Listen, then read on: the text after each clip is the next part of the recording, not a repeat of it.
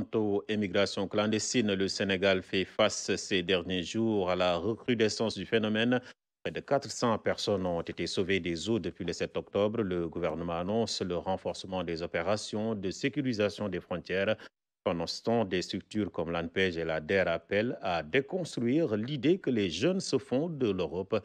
Elles mettent en avant les opportunités qui existent dans le pays. Suivons le dossier réalisé par Arab. Des images qui refont surface avec toute leur charge aussi émotionnelle qu'affligeante. Les statistiques se sont affolées ces derniers jours. 5 pirogues interceptées entre le 7 et le 25 octobre, 388 migrants secourus, des pertes en vies humaines. Nous avons aujourd'hui un arsenal qui existe actuellement pour quand même condamner de façon très ferme, notamment les convoyeurs. C'est vrai qu'il n'y a pas, le dispositif n'est pas répressif pour ceux qui y vont parce qu'ils ont considéré comme étant des victimes. Parce que vous savez, quand on subit une traite, on est plutôt une victime. Mais c'est plutôt ceux qui vivent de ça qui, aujourd'hui, dans le cadre de l'arsenal juridique qu'on a, peuvent être lourdement condamnés en cours des peines jusqu'à même 10 ans de prison. La consternation est générale, d'autant que la série des tentatives périlleuses se poursuit. En réalité, 2020 a battu des records. Les informations que nous avons reçues de l'Espagne qui viennent des autorités espagnoles indiquent qu'il y a une augmentation du nombre d'arrivées au niveau des îles Canaries de 300% cette année comparé à la même période de l'année dernière. Donc ça veut dire que la route partant du Sénégal, la Mauritanie vers les îles Canaries, c'est une route qui a commencé à être réutilisée. Les efforts sont énormes, mais les migrants continuent de partir. La situation est complexe. Trouver une explication au phénomène l'est tout aussi. Souvent, c'est plusieurs raisons qui justifient les départs, mais on peut dire que beaucoup de fois, les personnes migrent parce qu'on leur a fait miroiter une situation vers cet avenir qui leur paraît plus prometteur. Les efforts du gouvernement vont dans plusieurs sens. Sécuriser les frontières est un enjeu majeur. C'est un dispositif qui fonctionne très bien. D'ailleurs, nous avons pu empêcher le départ de plusieurs jeunes.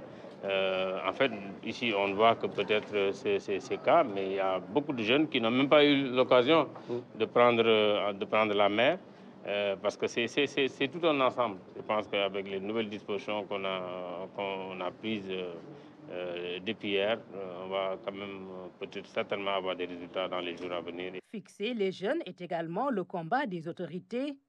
Cette question de leur insertion interpelle des structures comme la DER. On a financé pour presque 60 milliards en 2 ans. On a financé 200 000 bénéficiaires à moins de 5-10 millions de francs CFA. Aujourd'hui, si nous avions 100 milliards, 200 milliards, on aurait financé autant de jeunes. Donc, on est un pays en développement, on n'a pas assez de ressources pour financer tous les jeunes. Tous les jeunes entrepreneurs ne peuvent pas avoir de financement et on va y arriver au pas à pas. L'Agence nationale pour la promotion de l'emploi des jeunes est investie d'une mission similaire. Pour l'ANPEJ, il est d'abord important de déconstruire l'image que les jeunes se font de l'Europe. Si nous n'arrivons pas à déconstruire cette idée très ancrée dans la tête des gens, qui consiste à penser qu'on ne peut pas réussir ici. Je pense qu'il y a des exemples de réussite au Sénégal, de gens qui sont partis de rien. Je pense qu'il faut continuer à discuter avec les jeunes, à les sensibiliser, mais aussi à continuer la poursuite des programmes que nous mettons en œuvre. Pape Amadou Sarr embouche la même trompette. Il puise son message de son expérience dans les foyers d'accueil.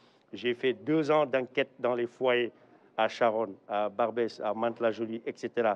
Les conditions de vie dans lesquelles ces jeunes vivent, je les regarde les yeux dans les yeux, c'est déplorable. Ils se réveillent à 8 heures pour aller dans les champs en Espagne pour cueillir des tomates, de l'orange, de la pomme, jusqu'à 18 heures.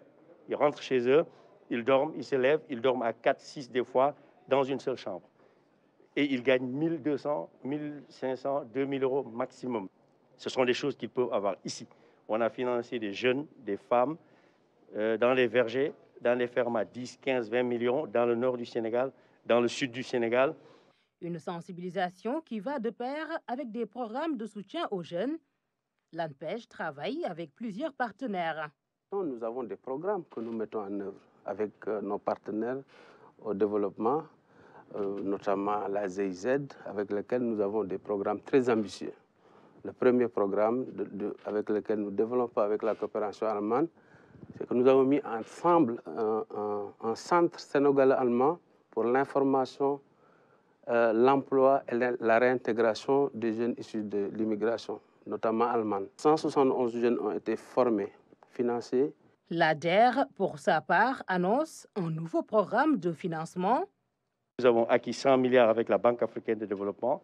Les jeunes qui sont dans des situations d'immigration clandestine sont concernés, comme d'autres Sénégalais. Il ne faut pas dire que, voilà, qu'on va à l'immigration, on va à l'ADER. Non, ça ne marche pas comme ça. Il faut avoir un projet, ou bien il faut avoir la volonté d'entreprendre. On vous aide, on vous forme, on vous accompagne et on vous donne les moyens de travailler. L'avenir est ici. C'est ce qu'il va falloir expliquer aux candidats à cette immigration plus qu'incertaine. Voilà, Ram Ndao.